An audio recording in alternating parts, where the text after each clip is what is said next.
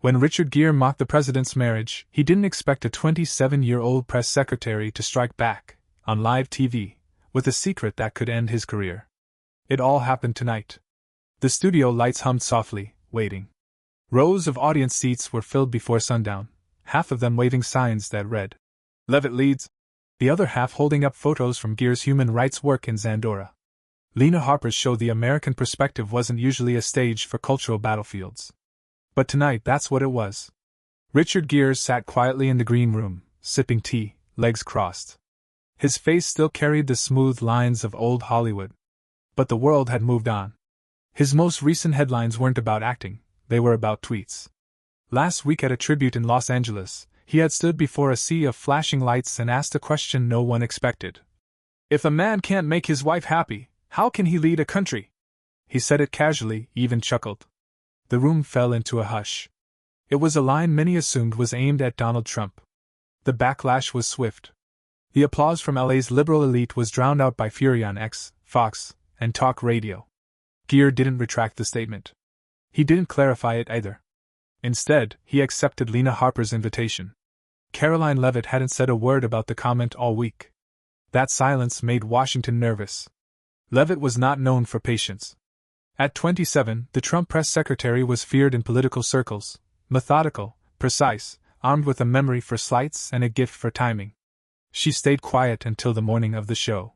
Her only message was a post on X. "Some people confuse silence for weakness. See you tonight." When Lena took the stage, applause roared on both sides. Her voice, cool and practiced, welcomed Gere to the stage.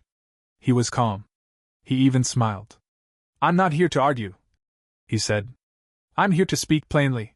Leadership isn't about polls or slogans. It starts at home." The room didn't erupt. It split. Applause and booing collided in a way that didn't resolve. Backstage, Levit stood watching on a monitor. She said nothing. She held a single folder in her hand, sealed. She waited. The camera turned to Lena. "And now," she said, "let's hear from someone who's made her name defending this White House with facts and fire. Please welcome, Caroline Levit." The door opened. Caroline Levit didn't wave when she stepped on stage. She didn't nod. Her eyes locked on Richard Gere like a lawyer about to depose a hostile witness. The red blazer wasn't just a choice. It was a warning. The applause was deafening, half of it. The other half sat silent, unsure. Some filmed. Some whispered. One young woman in the back tweeted simply, "Levit looks like she came to end a career." Lena gestured to the empty chair across from Gere. Levit sat without breaking eye contact. "Caroline," Lena began, "Mr. Gere says leadership starts at home. That if a man's wife looks unhappy in public, it's fair to question his private life and his presidency." Levit folded her hands. "Lena," she said evenly, "Mr. Gere lives in a gated mansion in Beverly Hills. He's played priests and lawyers. But acting like an expert on real Americans doesn't make you one." Gere leaned back, smiling. But it was thin. Not the smirk from earlier. Something smaller. "President Trump," Levit continued, "stood with his wife through headlines, attacks, and personal tragedy. Melania never needed to smile for strangers to prove anything. She didn't marry America. She married a man who fights for it." That line landed. A few audience members clapped. Others booed. The split was clean. Lena raised a brow. "But Richard was talking about appearances. Isn't that fair game? You work in a business that's obsessed with optics." Levit nodded. "Sure. But optics without truth is just theater." She turned toward Gere. "You called the president's marriage a performance. But Mr. Gere, I think you know more about performances than most." The room stirred. Lena leaned forward. "Caroline, you're implying something." Levit didn't blink. "I'm stating it. 5 years ago, Mr. Gere sent a letter to this administration. It was never made public. Until now." The folder opened slowly. Just enough to show a glimpse of white paper. No names. No text. But enough. Levit looked back at Gere. He asked for support. Money. Endorsement. For a human rights initiative. It was denied. Weeks later, he began attacking the president's character. Gere's face didn't move, but his hand gripped the armrest. Lena said nothing. She didn't need to. The silence was loud enough. One conservative in the crowd whispered, "She's not bluffing." A liberal student muttered, "Even if it's true, who cares?" The divide was not just political, it was generational, emotional, tribal. Levit didn't press further. She closed the folder and set it on her lap. "I'm not here to destroy a man's career," she said. "But I won't let hypocrisy sit unchallenged. You judge a marriage from the outside while hiding what you asked for in private." The stage lights suddenly felt hotter. The audience no longer clapped or booed. They waited. Levit had set something down. Gere hadn't picked it up. And Lena? She smiled like she always did, when something bigger was just about to begin. The show cut to commercial, but no one left their seats. Phones lit up across the studio. Audience members whispered theories, snapped blurry photos of the folder, and posted clips of Levit's words with captions like, "She brought receipts," and "Hollywood meets its reckoning." Backstage, producers debated. Some wanted to drop the segment altogether. Others urged Lena to go further. The control room, usually calm, now buzzed like a campaign war room. Lena returned to the stage just as the lights came up. She smiled, wide and composed, but her voice carried a new edge. "Welcome back. Before the break, Caroline Levit implied that Mr. Gere once sought help from the very administration he now criticizes. Richard, is that true?" Gere didn't answer at first. He glanced at the folder, then at Levit. His mouth opened, but no sound came. "I've met with administrations before," he said finally. "On behalf of causes that matter. I've never sold out my values for access. That's all I'll say." It wasn't a denial. It wasn't quite a defense either. On social media, the quote was clipped and replayed within seconds. One conservative commentator tweeted, "Gere folds like a lawn chair. No denial equals confirmation." Levit didn't interrupt. She didn't smile either. She just listened. Lena turned to her. "Caroline, will you share the letter?" Levit shook her head. "Not yet. But tonight, it will be posted online, unedited. Americans deserve to read it themselves." The room reacted like a held breath had just been exhaled. One side cheered. The other murmured in frustration, already questioning the document's authenticity before even seeing it. The conversation moved on, but the damage had been done. Every new question Lena asked, to either guest, was now drowned in the gravity of what had just unfolded. Gere attempted to pivot, bringing up refugee work, Tibet, the Dalai Lama. His voice, once practiced and confident, now cracked slightly under the weight of scrutiny. "This administration," he said, "has done real harm in the world. I couldn't stay silent. And if asking for support years ago disqualifies me, then I suppose I should never speak again." Levit leaned forward, her voice steady. "No one's asking you to be silent, Mr. Gere. But when you criticize a man's family on national television, you should expect someone to ask what you've said in private." A few clapped. Others crossed their arms. The line didn't land like a knockout, but it didn't need to. It reminded the audience of the folders still resting on her lap. The unanswered questions still floating in the air. In the corner of the studio, the show's social media manager posted a teaser. "The letter will drop at 9 p.m. Decide for yourself. Hashtag Levit vs. Gere." The cameras caught Gere glancing at the monitor, eyes narrowing. The show wasn't over. But his story might be. At exactly 8:45 p.m., the document hit the internet. It was a single-page letter, scanned with the presidential seal faintly visible at the top right. Dated 5 years earlier, it was addressed to then-President Donald J. Trump. In the letter, Richard Gere described a proposed human rights initiative, a global media project, he wrote, that would reignite America's reputation for compassionate leadership. He asked for visible support, a modest grant, and any symbolic involvement the White House could offer. The tone was reverent. He called the president a surprising opportunity for global good. It ended with hope and admiration, Richard Gere. Within minutes, screenshots flooded X. Most of the letter's language wasn't scandalous. But the signature, and the tone, were impossible to ignore. "He groveled?" one post read. "And now he mocks?" another asked. Levit didn't speak again until Lena addressed her directly. "Caroline, we've just confirmed the letter is real. What do you think this says about tonight's exchange?" Levit paused. Her answer was measured. "Americans can read it. They don't need me to interpret it. I only want them to ask one thing: what changed?" Gere had no reply. For the first time in the broadcast, his hands trembled. He took a sip of water, but even the glass clinked slightly as he set it back down. It was the sound of control slipping. Liberal commentators rushed to his defense online. "Strategic outreach is normal," one tweeted. "This doesn't make him a hypocrite. It makes him pragmatic." But others weren't so sure. "You don't write with admiration to someone you now say lacks humanity." Meanwhile, Levit's supporters framed the letter as confirmation.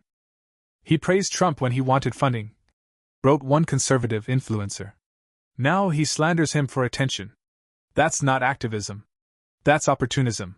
Lena, sensing the cultural line being drawn in real time, tried to redirect. "Richard, when you said Melania looked unhappy, what did you mean? What were you hoping to achieve?" His answer came slowly. "I was trying to provoke a conversation. About authenticity. About love and power. I didn't expect." He stopped, glanced at the folder. That hesitation, that single unfinished sentence, became its own moment. And in the audience, you could feel the shift. The applause had stopped. The signs were still raised, but people were quieter now. On both sides. Because what had started as a fiery debate about marriage, leadership, and public image had turned into something else. Now, it was about private motives. About the stories people told when cameras weren't rolling. And whether the old rules, celebrity, legacy, platform, still protected anyone from the cost of being caught. By the time the segment resumed, something had shifted, not on stage, but in the audience. Faces were more still. Phones weren't just recording now, they were comparing, analyzing, replaying. For the first time that evening, the battle between Caroline Levit and Richard Gere felt less like television and more like testimony. Lena Harper, ever the conductor of tension, didn't smile this time. She turned toward Gere with care. "Richard," she said, her voice calm, "it's not uncommon for activists to seek political support. What do you say to those who feel your criticism of the president now is less about values and more about revenge?" Gere inhaled slowly. "I've worked in diplomacy, in advocacy. You talk to everyone, even those you disagree with. That letter wasn't an endorsement. It was an attempt to find common ground. It wasn't a bad answer. It was even believable. But it didn't erase the phrasing. Hope and admiration.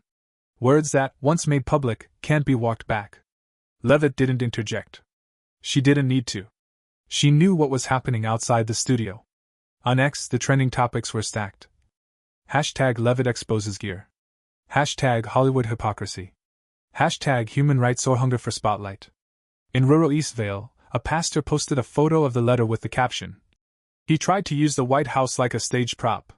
Caroline called it. In Los Angeles, a screenwriter countered, "So what if he wrote the letter? It proves he once had hope. Now he sees the truth. People change." But hope wasn't trending. Judgment was. Back in the studio, Lena shifted. "Caroline, do you believe this moment says something larger about celebrity and politics?"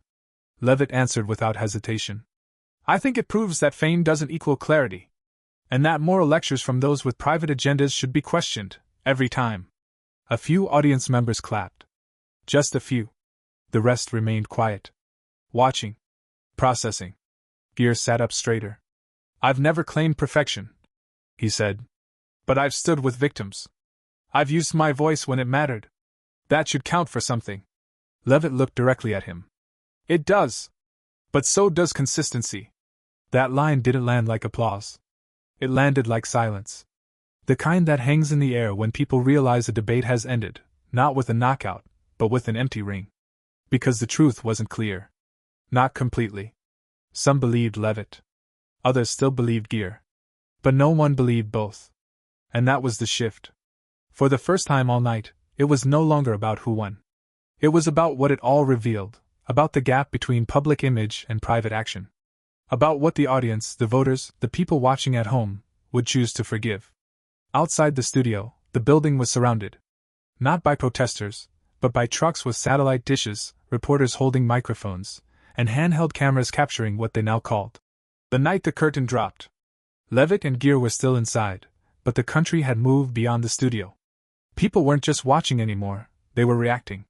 Cable news had already split. On Fox, a host praised Levit for exposing the soft underbelly of Hollywood hypocrisy.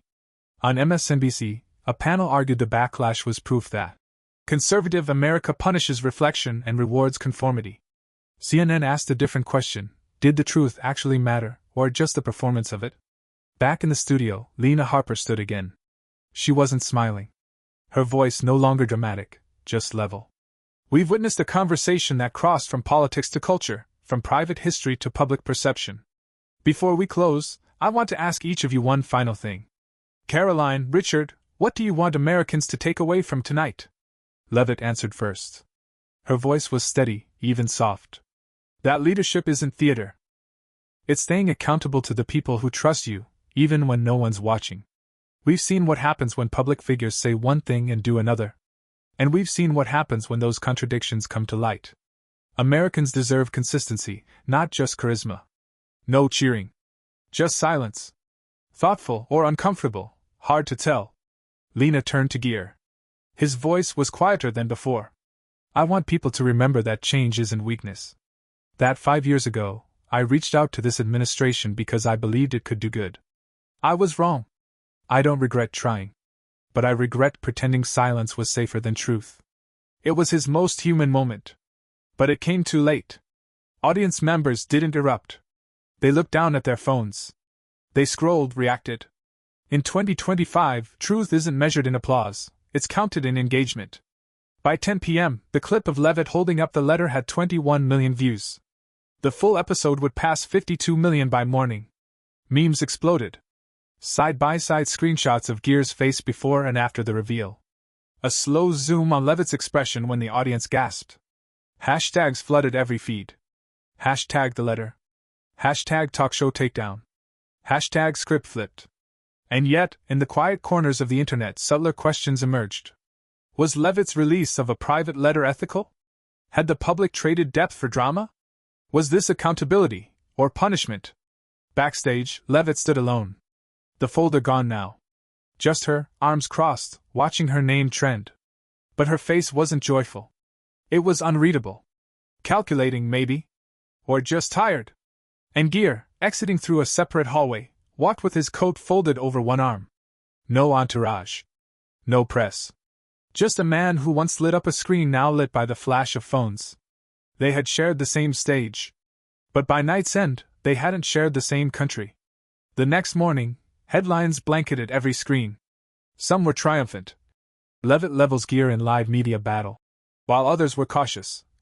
Truth or tactic? Letter sparks ethical firestorm. But one headline stood apart, quietly circulating among long-form outlets. The moment America saw its reflection. In Washington, political strategists analyzed the fallout. Levitt's team released no statement. They didn't need to.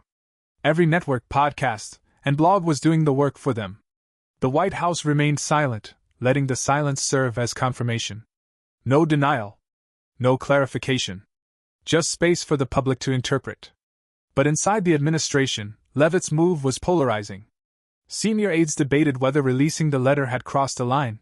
One advisor warned, "She opened a new front in the culture war, one that won't close cleanly." Another, closer to the president, reportedly said, "She understood the assignment. This is what the base wants. Clarity, not diplomacy." Across the country, the response was not uniform. In Harrisburg, a veterans group published an op-ed titled, "Hollywood Can't Lecture Us Anymore." In Brooklyn, a liberal columnist wrote, "If our public square becomes a courtroom, don't be surprised when no one volunteers to speak." Gere canceled upcoming interviews. His publicist released a statement. Mr. Gere stands by his commitment to human rights. He regrets the spectacle, not the truth. It wasn't enough. Bookings dried up. 2 film projects quietly shelved their timelines. Within a week, a satirical sketch on late-night TV portrayed him sending letters to every administration, begging in each one. But it wasn't comedy. It was a signal.